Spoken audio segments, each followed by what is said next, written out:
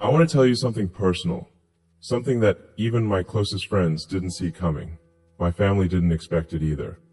In fact, when I finally shared it with them, I could see the surprise written on their faces before I even finished my words.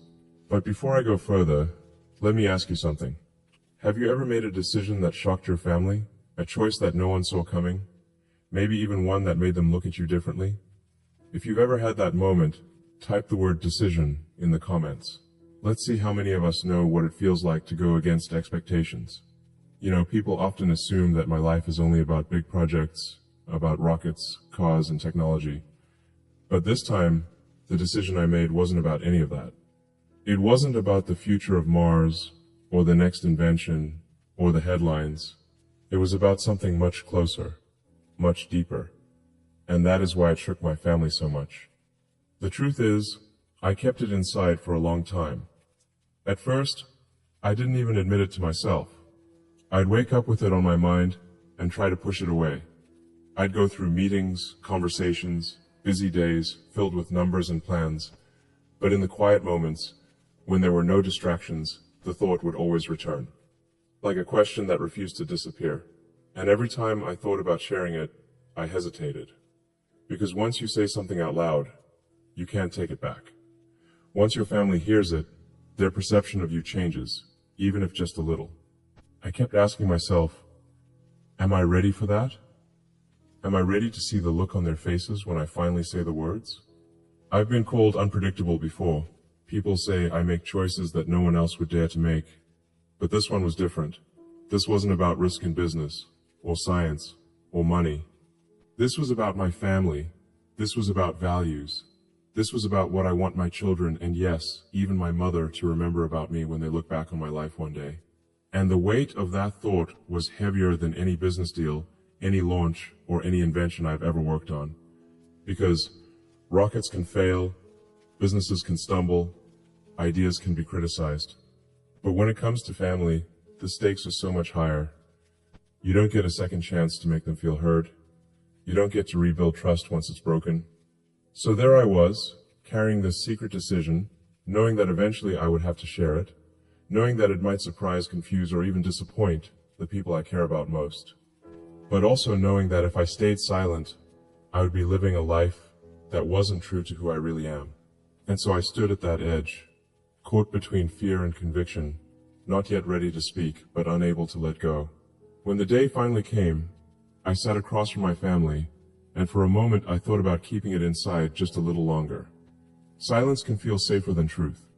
But then I remembered why I had carried this decision so heavily in the first place. It wasn't meant to stay hidden, it was meant to be spoken. So I took a breath, looked into their eyes, and I said the words that no one expected to hear from me. I told them that for the first time in my adult life I was stepping back, not from everything, but from enough to feel the difference. I wasn't leaving the world of rockets or cars or ideas, but I was choosing to give more of my time to something I had often pushed aside, my family. That was the decision. Not a new company, not a new invention, not another risk that could make or break the future. The decision was that I would spend less time chasing the next breakthrough and more time being present with the people I love. And I can't explain to you how heavy that felt, even as I spoke it. For years, my identity had been tied to the next launch, the next challenge, the next impossible dream. But in the quiet spaces of my heart, I had begun to realize that while the world may never stop demanding my time, my family deserved more of it than I had been giving. At first, there was silence in the room. My words seemed to hang in the air, like no one was quite sure they had heard me correctly. My son's eyes widened in confusion, and my mother leaned in slightly, as if to make sure she understood what I had just said. You see, to the outside world, it might not sound shocking. Fathers spend time with their children. Sons spend time with their mothers. But for my family, who had seen me sacrifice sleep, comfort, and years of my life for ideas that were bigger than myself, this sounded almost unthinkable. They knew how much I loved my work, how deeply I believed in the mission to push humanity forward. So for me to say I was choosing them over the endless pursuit of progress, that was the unexpected part. And in that moment, I felt two things at once. Relief, because I had finally spoken the truth that had been living inside me, and fear, because I had no idea how they would react. I wondered what my 5-year-old son would think. Would he even understand what I meant? Would he care? Would he shrug it off like it was nothing? Or would it matter to him more than I could ever know? And I wondered about my mother, May. She had been with me through every stage of this life, the failures, the breakthroughs, the storms. What would she say now, hearing that I was finally choosing to pause, even just a little, in a life that had always been defined by speed? When I finally said the words out loud, that I was stepping back, even just a little, to be with them more, the silence stretched across the room like a long shadow. And then, like sunlight breaking through clouds, the first reaction came from the smallest voice. My son, X, only 5 years old, looked at me with eyes so wide they seemed to carry both surprise and something deeper hope. Children may not understand the weight of business decisions or the complexity of billion-dollar projects, but they understand presence. They understand when their father is there and when he is not.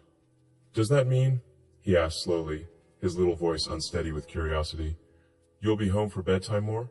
The question struck me harder than any headline, harder than any criticism I had ever faced in public, because hidden in that simple question was the truth of what I had been missing.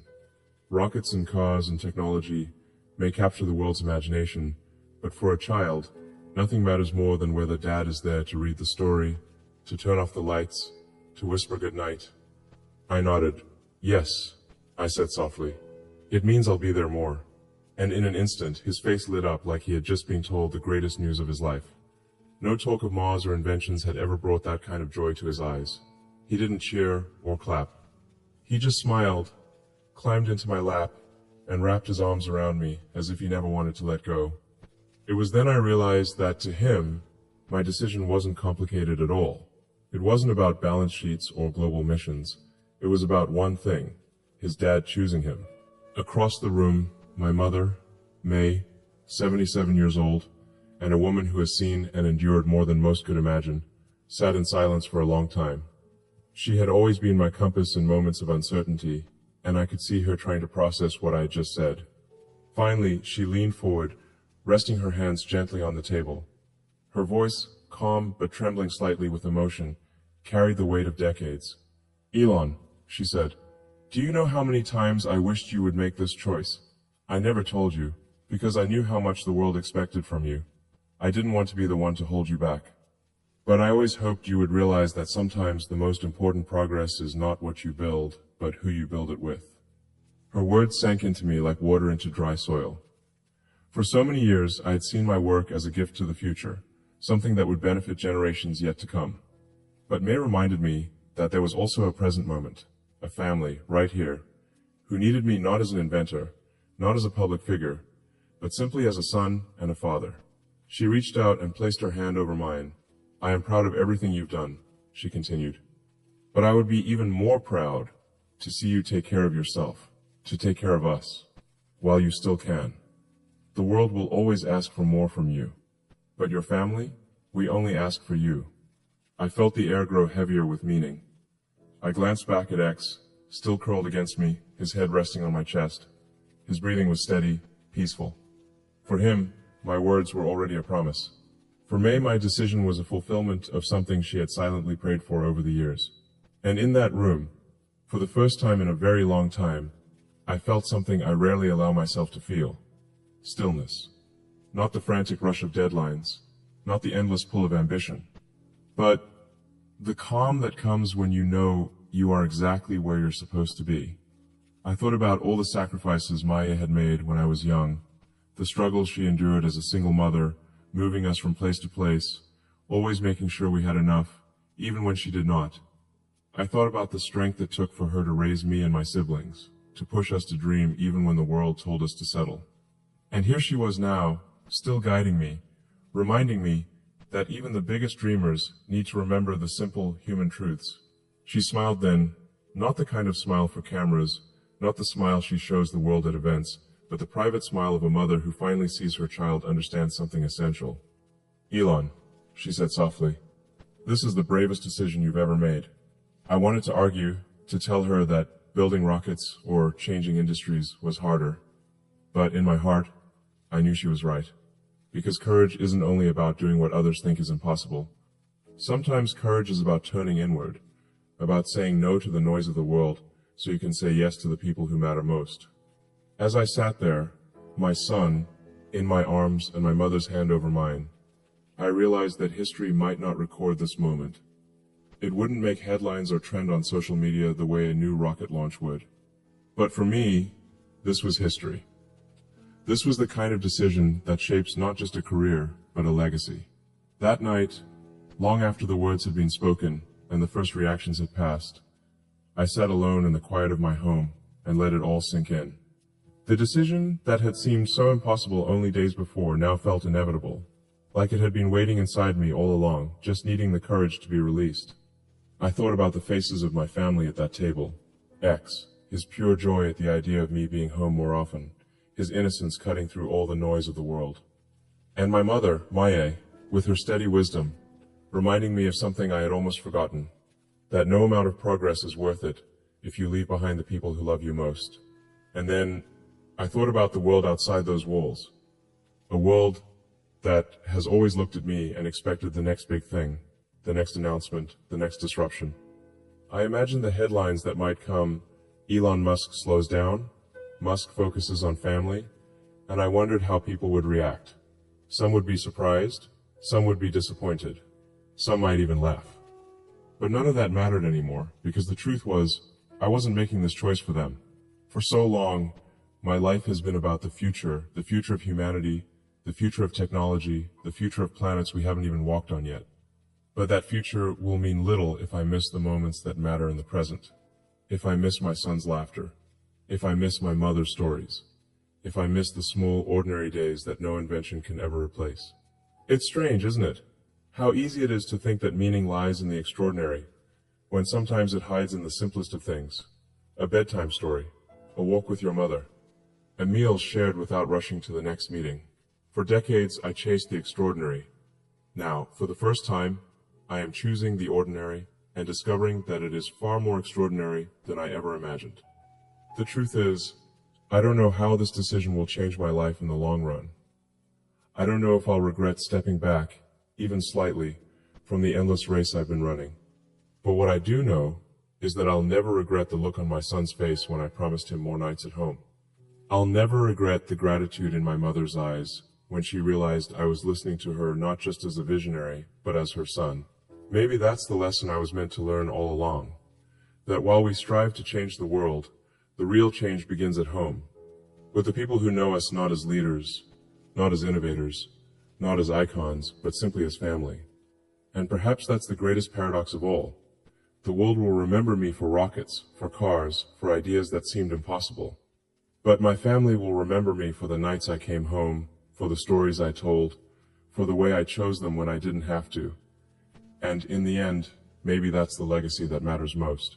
I looked again at X before he went to bed that night. He tugged at my sleeve and said, "Daddy, can we make pancakes tomorrow morning?" It wasn't a demand. It wasn't even a question of possibility. It was the natural confidence of a child who believed his father would be there. And in that small request, I found the weight of everything I had been missing. "Yes," I told him. "We'll make pancakes." He smiled, satisfied, and went off to sleep. And in that moment, I realized that sometimes the biggest promises are kept not on the world stage, but in the quiet of your own home. So here I am, telling you this not as a public statement, not as a CEO, but as a man who finally understood something simple. Family is not what waits for you after your work is done. Family is the reason you work at all. Mark my words. When all is said and done, and when history writes its chapters, what matters most won't just be the missions, the inventions, the companies. It will be the relationships, the people, the love we choose to protect when the world tries to pull us away. And now, I want to ask you, what about your life? What decision have you been putting off that your family has been quietly hoping you'll make?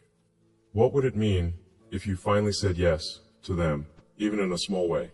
When I thought about that question for myself, it was uncomfortable. Because for years I convinced myself that postponing family moments was a kind of sacrifice for the greater good. I told myself that building rockets, cars, and companies would one day give my children a better future, even if it cost me time with them in the present. It sounded noble, almost heroic. But the truth? It was also an excuse to avoid the harder work, the emotional work of being truly present. Presence is harder than building machines, because machines don't need you to listen. They don't ask you to be vulnerable.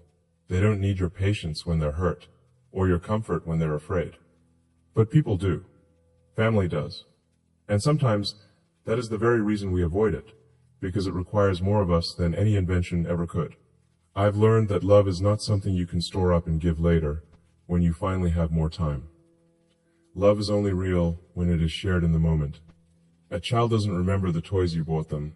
They remember the afternoons you spent playing on the floor. A parent doesn't need your success. They need your presence, your laughter, your willingness to sit with them and hear their stories again and again. The longer I live, the more I see that the weight of our lives is not measured in accomplishments, but in connections. When the world applauds you, it feels good for a moment. When your family embraces you, it lasts a lifetime. I used to believe that my legacy would be defined by the things I built. Now, I am starting to believe that it will be defined by the relationships I nurture. Maybe rockets and cars will one day be forgotten, replaced by something newer, faster, more advanced. But the memories I leave with my son, the respect I show my mother, the love I give to my family, those will not fade in the same way. They will live on in the people who carry them forward. I sometimes wonder what the future version of me will remember. 20 years from now, will I think back to the countless hours in front of screens, meetings, deadlines, and launches? Or will I remember the nights I chose to slow down, the mornings I spent making pancakes with my son, the quiet evenings listening to my mother's voice telling me stories I had already heard 100 times? I believe it will be the latter. Because achievements can fill headlines, but only relationships can fill hearts. The world doesn't always tell us this. It celebrates the visible victories, the awards, the records, the milestones. But the invisible victories, the ones no one else sees, are often the ones that shape who we really are. So, if you've been waiting for the perfect moment to choose your family, let me tell you this. There is no perfect moment. There is only now. The people you love don't need a perfect you. They just need you. And perhaps, in the end, that's the decision that surprised my family the most. Not because it was dramatic, not because it was groundbreaking, but because it was simple. I finally chose them. Share this with someone who might need a reminder that sometimes the bravest decision is not to push harder, but to come closer. And if you want to hear more stories, more lessons, more truths like this, subscribe. Because the journey is not over. It is only beginning. What would you do if you found yourself in a similar